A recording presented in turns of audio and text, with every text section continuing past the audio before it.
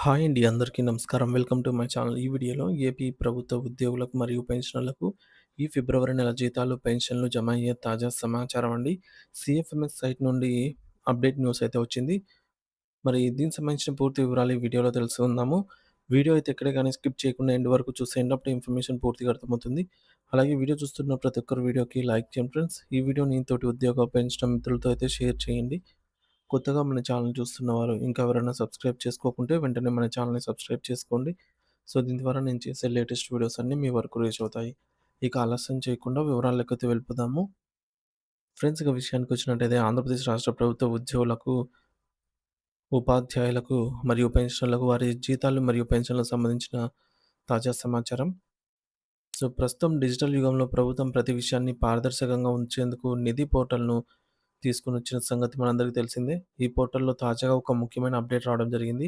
అదేంటంటే ఉద్యోగులు తమ కుటుంబ సభ్యుల వివరాలను స్వయంగా ఆహ్, ఫ్యామిలీ మెంబర్ డీటెయిల్స్ అడిషన్ జోడించుకునే వెసులుబాటునైతే ప్రభుత్వం కల్పించింది. దీనికి సంబంధించి ఒక ప్రత్యేకమైన టేల్ లేదా ఆప్షన్ ఇప్పుడు నిధి పోర్టల్ స్క్రీన్ మీద అయితే స్పష్టంగా కనిపిస్తోంది. ఈ ప్రక్రియ వల్ల భవిష్యత్తులో హెల్త్ కార్డులు లేదా ఇతర సామాజిక భద్రతా పథకాలు పొందేటప్పుడు ఎటువంటి ఇబ్బందులు కలగకుండా ఉంటాయి. మరి ఈ నిధి పోర్టల్‌లో కుటుంబ సభ్యుల వివరాలను ఎలా నమోదు చేయాలో ఇప్పుడు మనం వివరంగా తెలుసుకుందాం.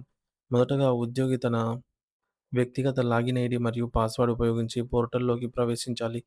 అక్కడ ఫ్యామిలీ మెంబర్ ఎడిషన్ అనే ఆప్షన్ ఎంచుకున్న తర్వాత మీరు ఏ సభ్యుడి వివరాలైతే చేర్చాలనుకుంటున్నారో వారి ఆధార్ నంబర్ అక్కడ ఎంటర్ చేయాల్సి ఉంటుంది. ఆధార్ నంబర్ నమోదు చేసిన వెంటనే ఆ ఆధార్ కార్డ్‌కు లింక్ అయి ఉన్నటువంటి మొబైల్ నంబర్‌కు ఒక ఓటీపీ అయితే వస్తుంది. ఆ ఓటీపీ ద్వారా ఈకేవైసీ ప్రక్రియను పూర్తి చేయాల్సి ఉంటుంది. ఇక్కడ గుర్తుంచుకోవాల్సిన ముఖ్యమైన విషయాలు ఏంటంటే, కుటుంబ సభ్యుల ఆధార్ కార్డుకు ఖచ్చితంగా మొబైల్ నంబర్ లింక్ అయి ఉండాలి. లేని పక్షంలో ఈ ప్రక్రియ అనేది పూర్తి కాదు. మీరు వివరాలన్నీ అప్‌లోడ్ చేసి సబ్మిట్ చేసిన తర్వాత ఆ సమాచారం మీ కార్యాలయ డ్రాయింగ్ అండ్ డిస్బర్సింగ్ ఆఫీసర్ లాగిన్‌కైతే వెళ్తుంది.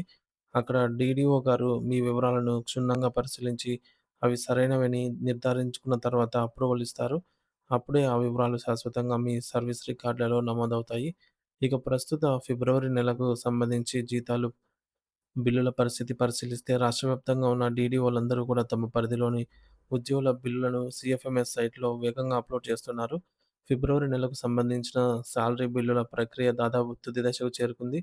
మీ బిల్లు ఏ స్థితిలో ఉంది అంటే అది ట్రెజరీలో ఉందా లేదా ఆమోదం పొందిందా అనే విషయాలను తెలుసుకోవడానికి ప్రభుత్వం ఒక ప్రత్యేక లింక్‌ను అందుబాటులో ఉంచింది.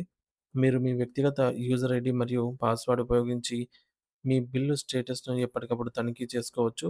చాలామంది ఉద్యోగులు ఇప్పటికే తమ సాలరీ పే స్లిప్‌లను కూడా డౌన్‌లోడ్ చేసుకుంటున్నారు. దీనికోసం మీరు హెర్బ్ పేరోల్ వెబ్‌సైట్‌లోకి వెళ్ళాలి. అక్కడ మీ 7 అంకెల సీఎఫ్ఎంఎస్ ఐడీని యూజర్ ఐడీగా ఇవ్వాలి.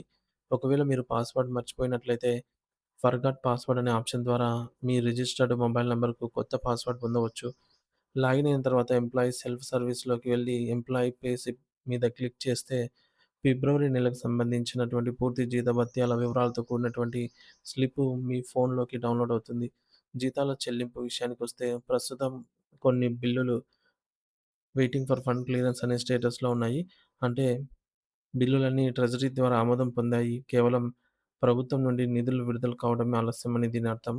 మరోవైపు మినిమమ్ టైమ్ స్కేల్ ఎంటీఎస్ పద్ధతిలో పనిచేస్తున్న ఉపాధ్యాయుల జీతాల సమస్యలపైన గూడా సానుకూల స్పందన అయితే వస్తోంది. మరి వీరి జీతాలకు సంబంధించిన సీఎఫ్ఎంఎస్ పోర్టల్‌లో ఉన్నటువంటి సాంకేతిక ఇబ్బందులను పాఠశాల విద్యాశాఖ అధికారుల దృష్టికి తీసుకెళ్లడం జరిగింది.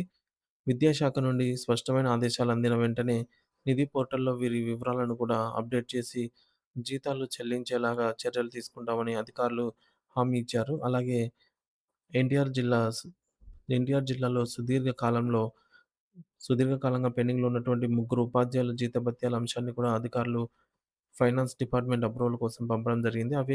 ఇవే కాకుండా ఉపాధ్యాయ లోకానికి సంబంధించి మరికొన్ని కీలక సమస్యలపై రాష్ట్ర స్థాయి నాయకులు ప్రభుత్వానికి విన్నపాలు సమర్పించారు.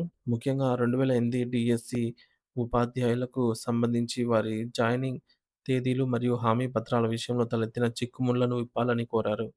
అలాగే సర్వీస్‌లో ఉండి బీపీఈడీ పూర్తి చేసిన వారికి తదుపరి అనుమతులు మంజూరు చేయాలని, దీనివల్ల వారి పదోన్నతులకు మార్గం సుగమం అవుతుందని వివరించారు. శ్రీకాకుళం, కృష్ణా మరియు చిత్తూరు వంటి ఉమ్మడి జిల్లాల నుండి విడిపోయిన మండలాల్లో పనిచేస్తున్న ఉపాధ్యాయుల ప్రావిడెంట్ ఫండ్ పీఎఫ్ సమస్యలను కూడా సీఎఫ్ఎంఎస్ మరియు డీటీఏ అధికారుల దృష్టికి తీసుకెళ్లారు. విభజన సమయంలో తలెత్తినటువంటి ఈ డేటా సమస్యల వల్ల చాలామంది ఉద్యోగులు తమ పీఎఫ్ సొమ్మును డ్రా చేసుకోవడానికి ఇబ్బంది పడుతున్నారు. ఈ సమస్యలన్నీ త్వరలోనే పరిష్కారం అవుతాయని, ఫిబ్రవరి జీతాలు మరియు పెన్షన్లు కూడా వీలైనంత త్వరగా ఉద్యోగుల ఖాతాల్లోకి జమ అవుతాయనైతే ఆశిద్దాం.